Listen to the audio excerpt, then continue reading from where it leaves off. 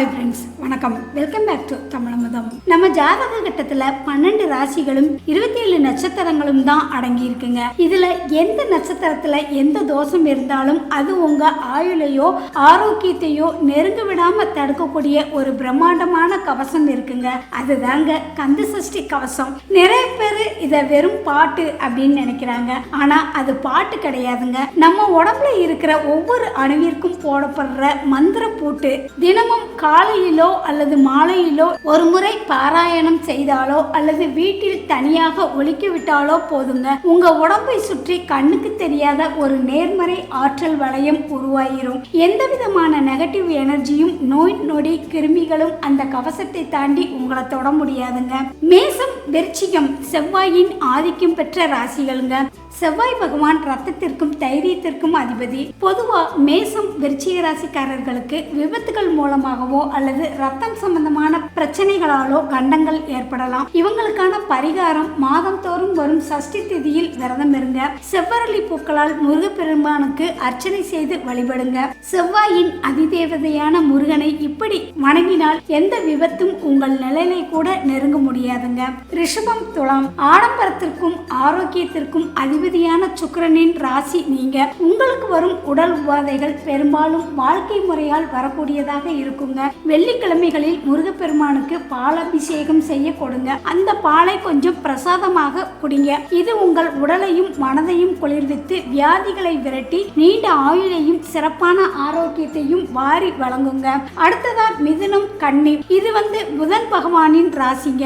மூளை, நரம்பு மண்டலம் மற்றும் புத்திக்கு அதிபதியான புதனின் ராசிக்காரர்கள் நீங்கள். அதிகப்படியான சிந்தனை மற்றும் மன அழுத்தமே உங்களுக்கு மிகப்பெரிய எதிரியாக இருக்கும். புதன்கிழமைகளில் பச்சை பயிறு தானம் செய்வது உங்களோட கர்ம வினைகளை குறைக்குங்க. அதோடு பாம்பன் சுவாமிகள் அருளிய சண்முக கவசம் படிங்க. இது நரம்பு தளர்ச்சியை போக்கி புத்தி தெளிவை தந்து உடலை இரும்பு போல மாற்றும். அடுத்ததா கடகம். மனதிற்கு அதிபதியான சந்திரனின் ராசி நீங்க. உங்களுக்கு உடம்பில் வரும் நோயை விட நமக்கு ஏதோ ஆயிருமோ அப்படிங்கிற மனப்பயமே பாதி ஆரோக்கியத்தை கெடுத்துருங்க. திங்கட்கிழமைகளில் முருகப்பெருமானுக்கு பன்னீர் அபிஷேகம் செய்து வழிபடுங்க. இது உங்கள் மனக்குழப்பத்தை நீக்கி ஒரு தெளிவான நீர்நிலை போல மனதை அமைதியாக்கும். மனப்பயம் நீங்கினாலே ஆயுள் பலம் தானாக கூடுங்க.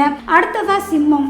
நவகிரகங்களின் ராஜாவான சூரியன் ஆளும் ராசி நீங்க. சூரியன் ஆத்மகாரகங்க. அதனால உங்களோட உயிர் சக்தி மிகவும் வலிமையா இருக்கும். உங்களுக்கான பரிகாரம் என்னன்னா, ஞாயிற்றுக்கிழமை அதிகாலை சூரிய உதயத்தின் போது ஆதித்ய ஹிருதயம் ஸ்தோத்திரத்தை கேட்டுவிட்டு சூரியனை வணங்கி பின்னர் முருகனை வழிபடுங்க. இது உங்கள் உடலில் ராஜ தேசத்தை உருவாக்கி ராஜ யோகத்தோடும் முழு ஆயுளோடும் வாழ வைக்குங்க.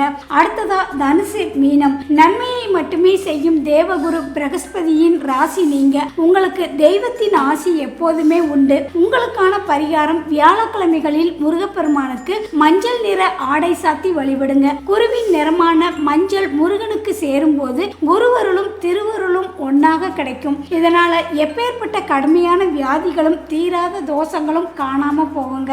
அடுத்ததா மகரம், கும்பம்.